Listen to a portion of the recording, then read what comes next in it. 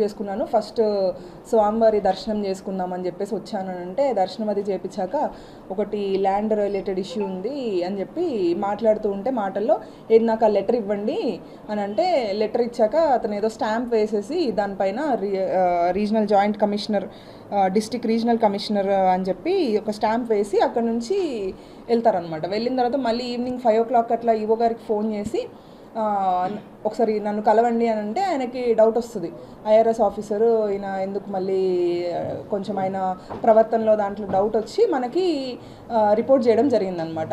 Report చేసిన తర్వాత మనము మొత్తం అన్ని ఫ్యాక్ట్స్ అని చూసిన తర్వాత అది మనకి ఫాల్స్ ఐఆర్ఎస్ ఆఫీసర్ అన్న విషయం అర్థమయ్యి మనం ఇమీడియట్గా ఎఫ్ఐఆర్ రిజిస్టర్ చేయడం జరిగింది. Under sections 319 Clause 2, 318 Clause 4, 338, 341 forgery, cheating by personation ఇట్లాంటి సెక్షన్స్ అన్నీ వచ్చే విధంగా ఎఫ్ఐఆర్ రిజిస్టర్ చేయడం జరిగింది.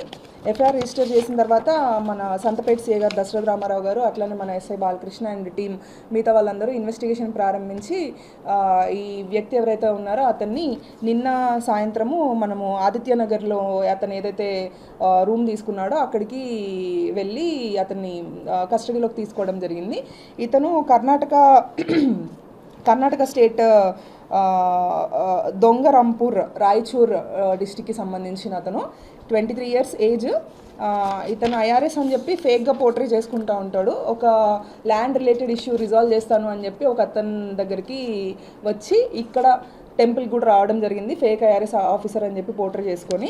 ఇతని దగ్గర మనము ఇతని కస్టడీలోకి తీసుకున్నప్పుడు మనము ఇప్పుడు చూపిస్తున్నట్టుగా ఇట్లా ఫేక్ ఏదైతే government of India district regional commissioner అని చెప్పేసి బోర్డు కావచ్చు, లేదంటే ఒక name board, at the same time ఒక స్టాంప్ కూడా రీజనల్ కమిషనర్ నెల్లూరు అని చెప్పి ఇట్లా ఫేక్గా ఒక స్టాంప్ కూడా క్రియేట్ చేసుకొని పబ్లిక్ని మోసం అనేది చేస్తున్నాడు అనమాట.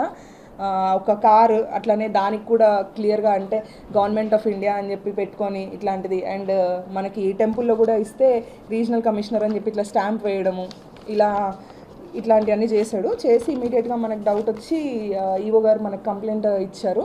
ఇస్తే ఆ కంప్లైంట్ పైన ఇప్పుడు ఈ ఎఫ్ఐఆర్ రిజిస్టర్ చేసి ఇన్వెస్టిగేషన్ అనేది చేసి అతన్ని కస్టడీలోకి తీసుకోవడం జరిగింది. ఇప్పుడు అతన్ని రిమాండ్ మ్యాజిస్ట్రేట్ గారి ముందు ప్రొడ్యూస్ చేస్తాము. కార్ కూడా అతను ఏదైతే కార్ యూజ్ చేస్తున్నాడో ఆ కార్ కూడా సీజ్ చేయడం జరిగింది. సో మెయిన్గా ఏంటంటే ఇట్లాంటి ఇంపర్సనేషన్, చీటింగ్ అయి ఉండొచ్చు, ఫోర్జ్డ్ డాక్యుమెంట్స్ కానీ లేకపోతే ఇట్లాంటి ఎక్విప్మెంట్ ఇవన్నీ యూజ్ చేసుకొని పబ్లిక్ని మోసం చేయాలి అనుకునే వాళ్ళు ఖచ్చితంగా వాళ్ళ ప్రవర్తన విధానంలో ఎక్కడో ఒక దగ్గర గమనిస్తారు. ఎవరైనా ఒకరు కాకపోయినా ఒకరైనా గమనించి కంపల్సరీ వాళ్ళ మీద కంప్లైంట్ ఇస్తారు. సో మేము దొరకము, ఎవరు మమ్మల్ని గుర్తుపట్టలేరు, మేము ప్రతి ఒక్కరిని ఈజీగా నమ్మించగలుగుతాము అని అనుకోవద్దు ఇలా ఎవరైతే చేద్దాం అనుకుంటారో. ఎందుకంటే కంపల్సరీ ఈ సెక్షన్స్ కూడా చాలా ఖచ్చితంగా రిమాండ్ అనేవి విధించగలిగే సెక్షన్స్ అన్నమాట. అనవసరంగా ఇంట్లో వాళ్ళని మోసం చేయడము, బయట వాళ్ళని మోసం చేసి వేరే వ్యక్తుల్లాగా ఆఫీసర్స్ అవ్వాలి అని అనుకుంటే ప్రాపర్ మెకానిజం అనేది ఉంది మన సిస్టంలో. ఎగ్జామ్స్ రాసి దానికంటూ ఒక కష్టపడి తెచ్చుకోవాలే కానీ అలా కాకుండా ఇట్లా పోర్ట్రే చేసుకొని ఫేక్ నకిలీ ఐఆర్ఎస్ ఆఫీసర్లుగా ఇట్లా ఏదంటే నకిలీ గవర్నమెంట్ ఆఫీసర్స్గా పోర్ట్రే చేసుకోవడం అనేది చాలా పెద్ద మిస్టేక్. దానికి వాళ్ళు ఇలా చేసిన తర్వాత తగిన మూల్యం అనేది చెల్లించుకోవాల్సి ఉంటుంది. ఈ విషయం అందరూ గుర్తుంచుకోవాలని చెప్పి నేను చెప్తున్నాను అందరికీ.